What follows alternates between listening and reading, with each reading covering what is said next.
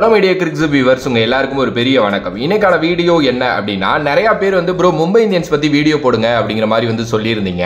S, என்ன video போடலாம் அப்படின்னு சொல்லிட்டு யோசிச்சப்பதான் நம்ம ஒரு பிளேயரை பெருசா பேசுறதே இல்லை, ஆனா அவர் சைலண்டா வந்து பாத்தீங்க அப்படின்னா சம்பவம் பண்ணிட்டு போய்கிட்டே இருக்காரு அப்படின்னே வந்து சொல்லலாம். அது யாரு அப்படின்னா டிம் டேவிட் அவர் இருக்காருல்ல, அவரு தான்.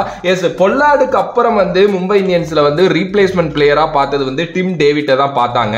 ஏன்னா வந்து டிம் டேவிட் கரெக்டா இருப்பாருப்பா, டிம் டேவிட் தான் இதுக்கப்புறம் வந்து நம்ம ஃபினிஷரா செட் பண்ணணும் அப்படிங்கிற மாதிரி தான் மும்பை இந்தியன்ஸ் வந்து பாத்தீங்க அப்படின்னா யோசிச்சு அவரை வந்து பாத்தீங்க அப்படின்னா ஆக்ஷன்ல த்ரூ அவுட்டா போய் வந்து பாத்தீங்க அப்படின்னா எடுத்தாங்க. ஓகே, சோ கிட்டத்தட்ட ஐபிஎல் வந்து ஆல்மோஸ்ட் வந்து ஒரு 25 மேட்ச் வந்து பாத்தீங்க அப்படின்னா ஆடிட்டாரு. 178 ஸ்ட்ரைக் ரேட் வந்து இருக்கு.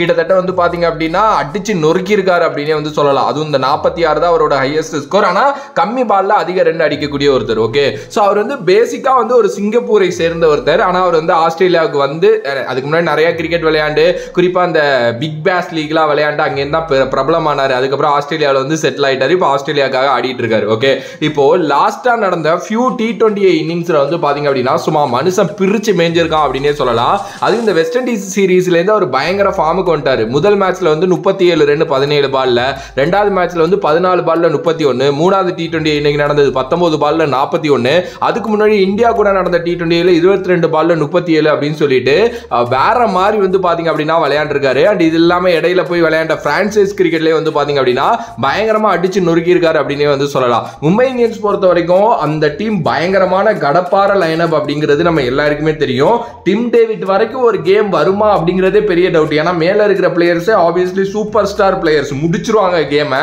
ஆனா இதை தாண்டி டிம் டேவிட்டுக்கு ஒரு கேம் வருது அப்படின்னா அவர் எப்படி அப்ரோச் பண்ண போறாரு அப்படின்னு நினைக்கிறப்பதான் வந்து செமையா இருக்க போகுது. சீரியஸ்லி நிறைய 6 அடிக்கு மேல இருப்பாருங்க, வச்சு பொலந்து எடுத்துருவாரு. 27 வயசு தான், சின்ன பையன் தான். ஆக்சுவலி நீங்க வந்து பாக்குறதுக்கு பெரிய ஆள் மாதிரி இருப்பாரு பிகாஸ் ஆஃப் அவரோட ஹைட்னால. பட் ஆனா அவரோட மசில் பவர்லாம் ரொம்ப ரொம்ப ரொம்ப ரொம்ப பயங்கரமான மசில் பவர். அடிச்சு வந்து நொறுக்கி எடுத்துருவாரு அப்படின்னே வந்து பாத்தீங்க அப்படின்னா சொல்லலாம். ஓகே, சோ மும்பை இந்தியன்ஸ் இவரை எடுத்தது வந்து கரெக்டா பொல்லாடுக்கு ரீப்ளேஸ்மெண்டா தான் எடுத்திருந்தாங்கன்னு நான் சொன்னேன் இல்லையா.